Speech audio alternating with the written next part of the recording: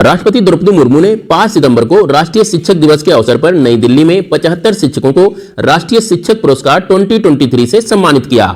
इसी अवसर पर केंद्रीय शिक्षा मंत्री धर्मेंद्र प्रधान ने शिक्षक प्रशिक्षण कार्यक्रम मालवीय मिशन का भी शुभारंभ किया।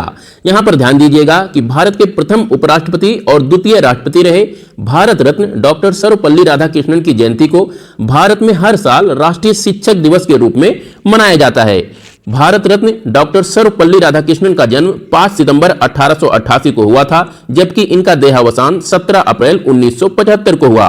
बात कर लेते हैं डॉक्टर सर्वपल्ली राधाकृष्णन के गृह राज्य तमिलनाडु के बारे में। तो यह राज्य भारत का सबसे दक्षिणतम राज्य है और इसकी राजधानी चेन्नई है।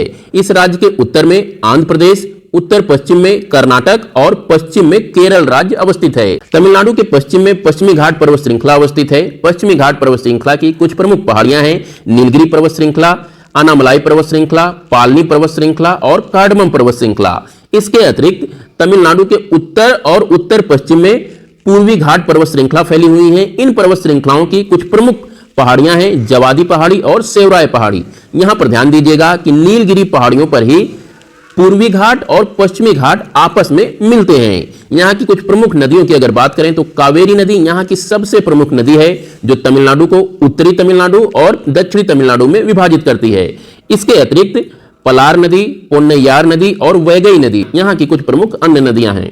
तमिलनाडु में 5 टाइगर रिजर्व अवस्थित हैं। ये 5 टाइगर रिजर्व हैं: Anamalai tiger reserve, Kalakad मुदनथुरई tiger reserve, Mudumalai tiger reserve, Sathyamangalam tiger reserve और Meghamalai tiger reserve. Meghamalai tiger reserve Tamil Nadu का सबसे नवीनतम टाइगर रिजर्व है, जिसकी स्थापना 2021 में की गई थी। यहाँ आप ये तमिलनाडु के मैप में भी इन 5 टाइगर रिजर्व्स की लोकेशन देख सकते हैं। रोबोटिक्स कंपनी ग्रेने रोबोटिक्स ने कृत्रिम बुद्धिमत्ता अर्थात आर्टिफिशियल इंटेलिजेंस द्वारा संचालित इंद्रजाल नामक एक स्वायत्त एंटी ड्रोन प्रणाली का अनावरण किया। इसे परमाणु प्रतिष्ठानों और तेल रिग जैसी महत्वपूर्ण सुविधाओं के साथ ही साथ बड़े क्षेत्रों जैसे कि शहरों को विभिन्न ड्रोन खतरों से बचाने के लिए डिजाइन किया गया है। बात कर लेते हैं तेलंगाना की। तो तेलंगाना राज्य की स्थापना 2 जून 2014 को आंध्र प्रदेश राज्य से अलग करके की गई थी। इसकी राजधानी हैदराबाद है तथा यहाँ की स्टेट लेजिस्लेचर द्विसदनीय है, जिसमें लेजिस्लेटिव काउंसिल में 40 सीट हैं और लेजिस्लेटिव असेंबली में 119 सीट हैं। वहीं अगर राज्यसभा की सीटों की बात करें तो यहाँ पर 7 राज्यसभा सीटें हैं और 17 लोकसभा सीटें हैं। ये फैक्ट काफी इंपॉर्टेंट है और यूपी पीसीएस में कई बार पूछा जाता है। विभिन्न राज्यों के राज्यसभा सीट, लोकसभा सीट और वहां के काउंसिल और असेंबली की सीट, तो आप इन्हें याद रखिएगा। हैदराबाद के कुछ प्रमुख सांस्कृतिक इमारतों की अगर बात करें तो यहीं पर चार मीनार, गोलकुंडा फोर्ट, चौमहल्ला पैलेस और मक्का मस्जिद अवस्थित है। इसके साथ ही साथ हुसैन सागर नामक एक मानव निर्मित झील भी हैदराबाद शहर के बीचों बीच में अवस्थित है। यहां पर ध्यान दीजिएगा कि कुतुब शाही डायनेस्टी के 5वें रूलर मोहम्मद कुली कुतुब शाह ने चार मीनार का निर्माण 1551 में किया गया था और इन्होंने ही इसके बाद अपनी राजधानी गोलकुंडा से हैदराबाद शिफ्ट किया था। तेलंगाना में ही कदम नदी पर कुंतला वाटरफॉल अवस्थित है। यह जलप्रपात तेलंगाना राज्य का सबसे ऊंचा जलप्रपात है। जकार्ता में Asian matters epicentre of growth अर्थात आसियान मामले विकास का केंद्र विषय के साथ 43वें आसियान शिखर सम्मेलन का शुभारंभ हुआ।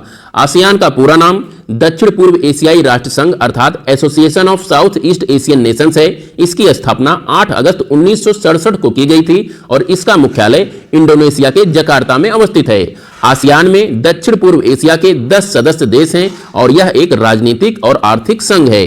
अगर इसके सदस्य देशों की बात करें तो इसमें Myanmar, Laos, Thailand, Cambodia, Vietnam, Malaysia, Indonesia और इसके साथ ही साथ फिलीपींस देश इसके सदस्य हैं। तो दोस्तों ये थे आज के कुछ important current affairs with geography mapping. कल फिर मिलते हैं, तब तक के लिए नमस्कार। और हाँ, अगर आपने अभी तक चैनल सब्सक्राइब नहीं किया है तो प्लीज चैनल को सब्सक्राइब कर लें। नमस्कार।